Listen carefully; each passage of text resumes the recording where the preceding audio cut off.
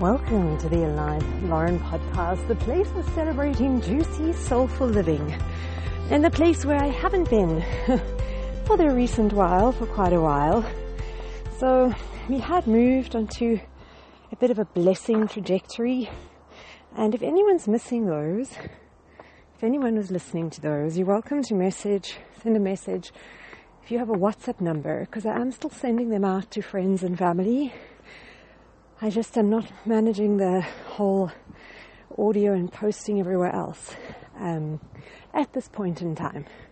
So I kind of went through a bit of a dark, somber patch. I can know all the things, but sometimes, it just feels like, imagine if you're in a forest and it's really misty, and the mist is so thick that if you held your hand up in front of your nose, 20 centimeters away from your nose, you wouldn't be able to see your hand.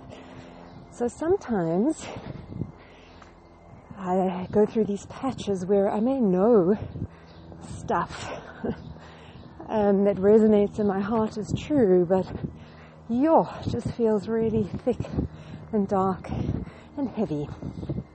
And kind of what shifted recently, I was listening to a podcast interview with Marie Folio, and she was interviewing someone around finances and talking about the one belief that sometimes people think somebody else will do it for me. Someone will come in to help me, save me, fix it for me, and that no one's going to. We need to take responsibility. And just in that moment, it was what I needed to hear, because even though I know this stuff, it's so crazy. I know that things don't work on instant gratification. That's exactly what I was doing. I was starting to do a breath work or yoga, and then not feeling immediately on top of the world and joyous after it, and then thinking, what's the point? And the point is the consistency of the practice. Just two stories that I remembered.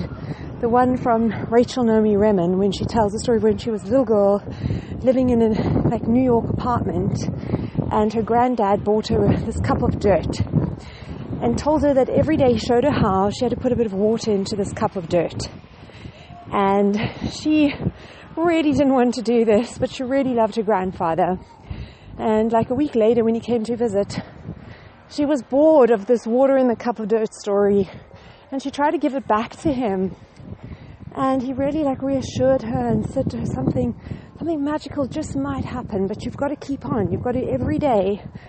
And she would, because of the love of her grandfather, she committed to carry on. And she talks about how sometimes she'd forget, and then she was in bed and she had to sneak down to the kitchen. And then there was one day that there was a little green shoot through the soil, because her granddad had planted a seed in that cup of dirt. And it just also reminds me, with farmers, they prep, and especially more regenerative farmers that want to look after the soil, you have to look after it, and it's a whole lot of work that you do in order to facilitate healthy crops. And there's another parable with a guy who's driving and sees this absolutely magnificent garden, and so breathtaking. He pulls up and he starts walking through this garden, and the owner and the gardener sees him and comes up to him and asks him, "Excuse me, can I help you?" And he said, "Oh my God, this garden is so breathtaking. I'm so sorry. I know I'm trespassing. I was just so blown away. It just drew me. It was like a magnet." And he said, "Oh my God, isn't God amazing? Look at what God can create." And the farmer said to him, "You should have seen what it looked like when God had it all to himself." And just that reminder that to have a beautiful prize-winning garden takes consistent effort and labor and work. To have a beautiful lush harvest and soil that's rich and diverse, all of it takes work and effort and consistent. It's not like there's something you do one day. It's just that whole thing of you can't go to the gym 20 hours straight and then not go the rest of the month. It's about a consistent action.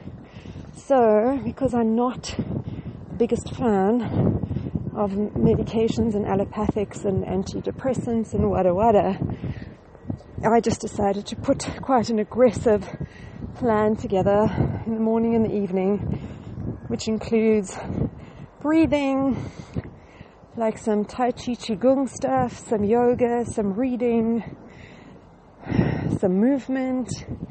Yeah, so like some postural movement. And it's quite a full-bodied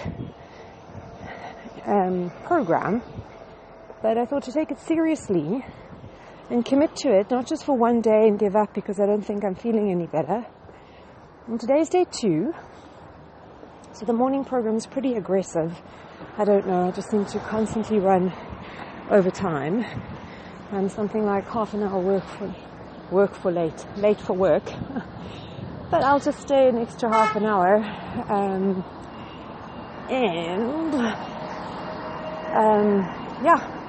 So, and the interesting thing is that last night and this morning, without trying, I just naturally felt just so much gratitude for that I live somewhere I live in an apartment, so there's no personal garden space, but just felt so grateful to have access to a park, like literally within 5 minutes of walk. I can take my yoga mat, and I access to trees and grass, which is fantastic. So just felt myself so full of gratitude. And I also did an evening yoga in the park last night. So yeah, that was just a bit of a side note. And it also includes making sure at work that I don't get sucked into this crazy busy vortex, and I don't want to I choose not to eat at my desk, and to make sure that I get outside and I do the nitric oxide flush. If you're wondering what that is, Zach Bush, 4-minute exercise on YouTube, you shall find it. It flushes the nitric oxide from into our systems, which do a whole lot of amazing things and are linked to a whole lot of regenerative evidences. So when nitric oxide is available in our bodies. So just apparently our muscles, our big muscles, like they can store 90 seconds worth. So if you exercise them really reasonably intensely for 90 seconds, it flushes all the nitric oxide into the bloodstream. So that's my limited understanding. So on that note, on that parable share, I wish you a most magnificent day. And until we meet again, happy adventuring, fellow traveler.